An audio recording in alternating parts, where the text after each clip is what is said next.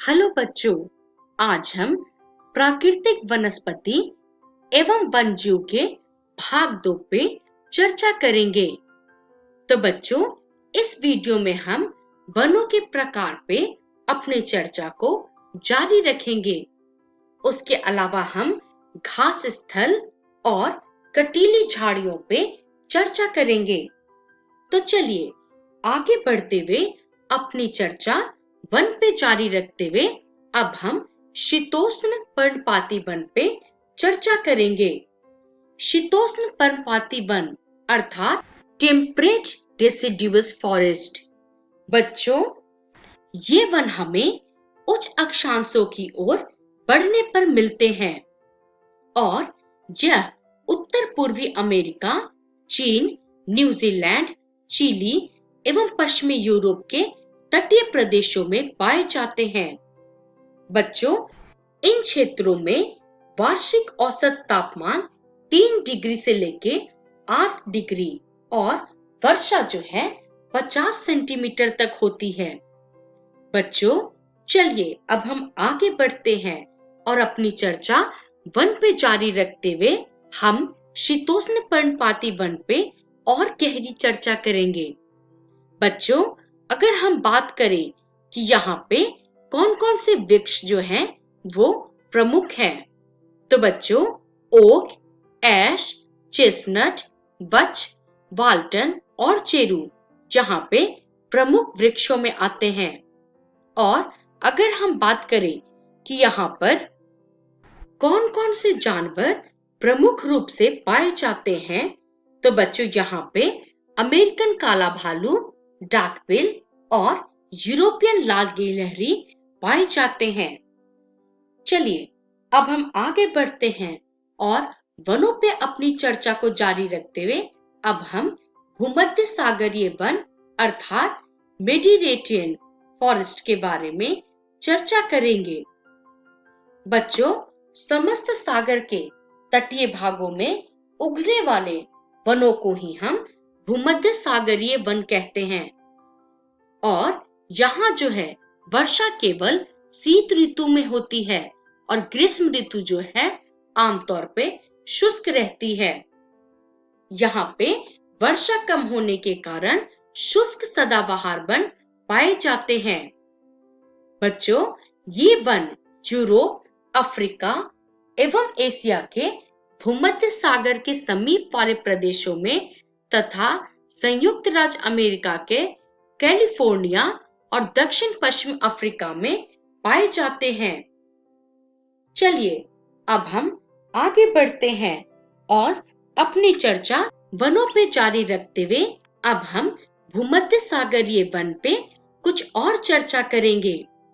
तो बच्चों, अगर हम बात करें कि यहाँ पे पाए जाने वाले वृक्ष कौन कौन से हैं, तो ओक और पाइन भूमध्य सागरीय वन वाले इलाकों में ज्यादा पाए जाते हैं। बच्चों, जब हम बात करें कि यहाँ पे कौन कौन से फल वाले वृक्ष मिलते हैं, तो नींबू, संतरा, अनार और अनानास यहाँ पे प्रमुख फलदार वृक्ष हैं। और अगर हम बात करें कि इन प्रदेशों में कौन से प्रमुख जानवर पाए जाते हैं, तो बच्चों इन प्रदेशों में आपके जंगली बकरी, भेड़, घोड़ा तथा बंदर पाए जाते हैं। चलिए अब हम आगे बढ़ते हैं और अपनी चर्चा वनों पे जारी रखते हुए अब हम शंकुधारी वन अर्थात कॉनिफेरस फॉरेस्ट पे चर्चा करेंगे। बच्चों, शंकुधारी वनों का विस्तार जो है उत्तरी अमेरिका तथा यूरेशिया के ऊपरी भागों में पाया जाता है। इनमें Canada, Norway, Sweden, Finland, Baltic गणराज्य तथा रूस के भाग सम्मिलित हैं। बच्चों, साइबेरिया में इन वनों को टैंगा भी कहा जाता है और इस प्रकार के वन हिमालय तथा आल्प्स पर्वतों पे भी पाए जाते हैं। बच्चों, इन वनों में मुख्य रूप से लंबे तथा नरम लकड़ी वाले सदाबहार वृक्ष मिलते हैं, जिनका उपयोग अखबारी कागज के लिए लुगदी, माचिस एवं पैकिंग के लिए बक्से बनाने के लिए किया जाता है। चलिए अब हम आगे बढ़ते हैं और अपनी चर्चा वन पे जारी रखते हुए हम शंकुधारी वनों पे डिटेल चर्चा बताते हैं। तो बच्चों, यहाँ पे पाए जाने वाले प्रमुख वृक्ष में चीड़ एवं देवदार दोनों ही फेमस हैं। बच्चों, अगर हम बात करें कि यहाँ पर पशुओं में क्या क्या मिलता है, तो पशुओं में रजत लोमड़ी, मिक और ध्रुवीय भालू मिलते हैं। चलिए अब हम आगे बढ़ते हैं और अब हम चर्चा करेंगे घास स्थल पे। बच्चों, घास स्थल वहीं पाए जाते हैं जहां बहुत कम वर्षा होती है। इन क्षेत्रों में वर्षा की मात्रा जैसे जैसे कम होती है, वन घास स्थल में वैसे वैसे बदलते जाता है। बच्चों, विश्व के घास स्थल को उष्णकटिबंधीय घास स्थल तथा शीतोष्ण घास स्थल, इन दोनों प्रकार में बांटा गया है।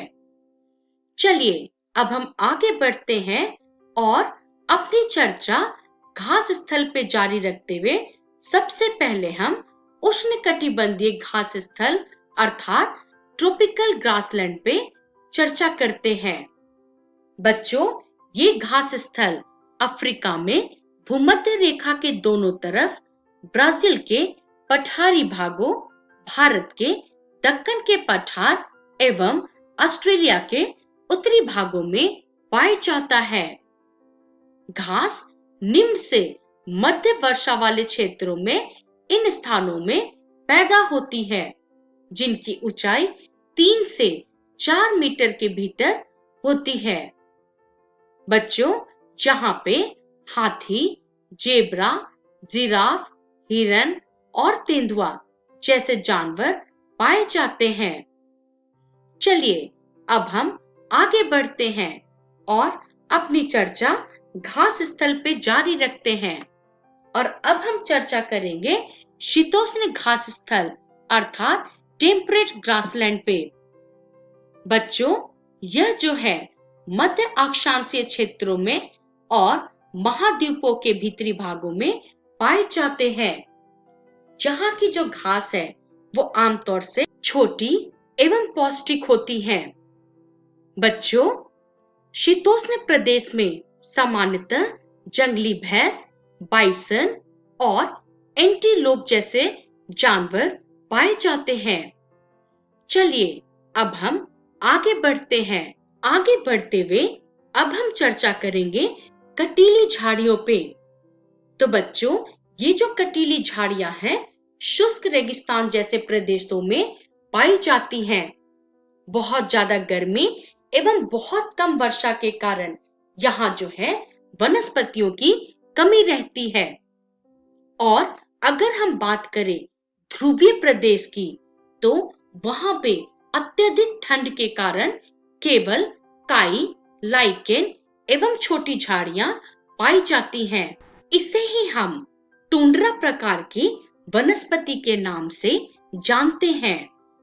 बच्चों, ये वनस्पतियां यूरेशिया एवं उत्तरी अमेरिका के ध्रुवीय प्रदेशों में पाई जाती हैं। चलिए अब हम आगे बढ़ते हैं और अपनी चर्चा कटीली झाड़ियों पे जारी रखते हैं। बच्चों, जहाँ के जानवरों के शरीर पे मोटा फर एवं मोटी चमड़ी होती है ताकि उन्हें अत्यधिक ठंड से उनका बचाव हो सके। बच्चों, यहाँ पे पाए जाने वाले कुछ प्रमुख जानवर हैं सील, वालरस, कस्तूरी बैल, ध्रुवीय भालू और लोमड़ी। तो चलिए अब हम आगे बढ़ते हैं और चर्चा करते हैं कि इस वीडियो में हमने क्या सीखा। तो बच्चों, इस वीडियो में हमने वनों के प्रकार पे अपनी चर्चा को जारी रखी थी। इसके अलावा हम घास स्थल तथा कटीली झाड़ियों पे भी चर्चा किए और इन सब का रेफरेंस है भूगोल कक्षा 7 की पाठ्य पुस्तक।